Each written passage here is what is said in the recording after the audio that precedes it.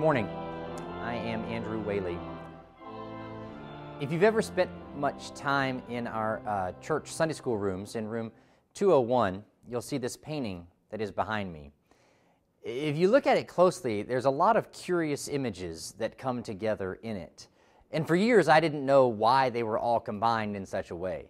First, you have this vision of the peaceable kingdom that comes from the 11th chapter of Isaiah. But the peaceable kingdom here is being established at Natural Bridge, Virginia, which is not in Isaiah chapter 11. And then tucked away in the very back is a set of European settlers and Native American people.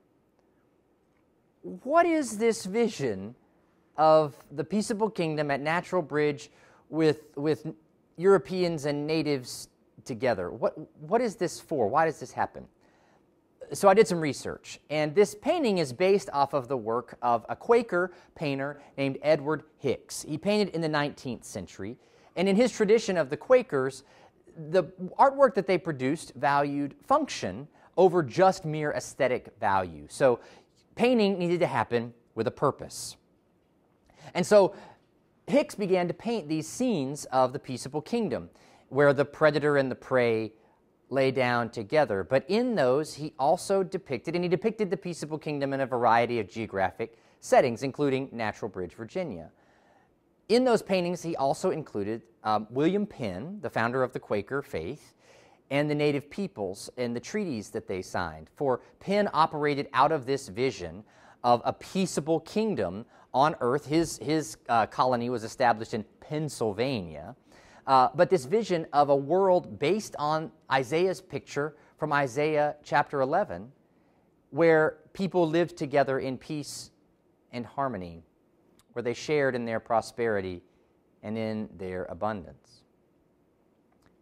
I was reminded of this painting because we're coming up on Thanksgiving a week from tomorrow. And we remember that first story of the Puritan pilgrims from England who came and settled the Massachusetts Bay colony, and the first Thanksgiving meal that was shared. It is historical, but we also have to remember the atrocities that so many of the European settlers conducted on the native peoples. It's a complicated history. And yet in that story of a peaceable moment around the table, we craft a narrative in our own national story that's kind of like Hicks's vision of the peaceable kingdom and William Penn's colony and the Quaker faith. It's history combined with a vision. It's history wedded to hope. And so as we approach Thanksgiving, what does that mean for us as a people? To be a people of a history and a people of hope. I don't know what your celebrations look like this year, if they're going to be different than in the past, or if you're trying to make things work with your family in the COVID world as it's able to. But how does this meal, a celebration of our history and a sign of our hope?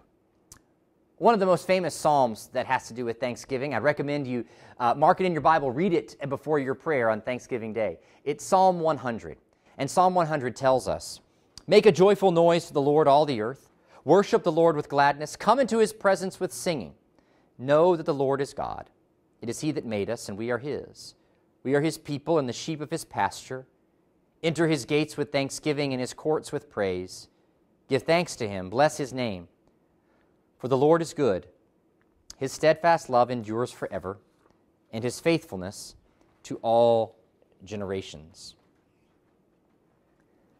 This psalm reminds us of the cosmic ordering of things. God has made us. God cares for us. God's faithfulness is forever enduring. We are recipients of a love that we have neither earned nor deserved. And our awakening to this love that we haven't earned or deserved moves us to live lives of gratitude. But our tradition in the faith teaches us that gratitude is not simply about giving an accounting of the things that we have and that we're glad we have, or the relationships that we share that we're glad we have. Our gratitude to God for what God has provided and the love that God has shown us moves us to live in generosity, kindness, and love for others as the expression of our gratitude. It's not by taking inventory of all the things we like to have that we show our thankfulness to God. It's by sharing what we have with others that we display our thankfulness to God. That belief goes all the way back to that Massachusetts Bay colony in our history, a history with a hope. John Winthrop, who was the pastor of the Massachusetts Bay colony, is recorded in one of his sermons to have said, "For this end, we must be knit together in this work as one man. We must entertain each other in brotherly affection. We must be willing to abridge ourselves of our superfluities for the supply of others' necessities. We must uphold a familiar commerce together in all meekness, gentleness, patience, and liberality. We must delight in each other, make others' conditions our own, rejoice together, mourn together, labor and suffer together, always having before our eyes our commission and community in the work, our community as members of the same body. So shall we keep the unity of the Spirit in the bond of peace. The Lord will be our God and delight to dwell among us, and His own people, and who will command a blessing upon us in all our ways, so that we shall see much more of His wisdom, power, goodness, and truth." You hear it in Winthrop's words. Our gratitude to God drives us not to pursue our superfluities, but others' necessities, to make the suffering of the neighbor our own, not to hoard what we have, but to share it. For that is the call of the Christian people. That is the call of neighborliness. That is the true power of gratitude that's grounded in a history of who God has been, a kingdom that has been told to us in the past, but it's a history united with a hope.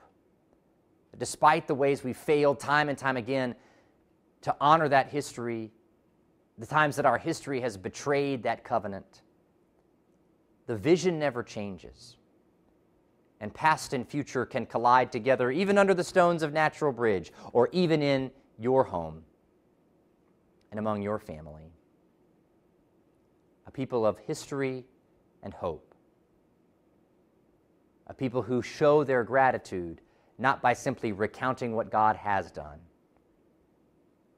but by becoming participants in what God continues to do. So friends, may you have a blessed Thanksgiving.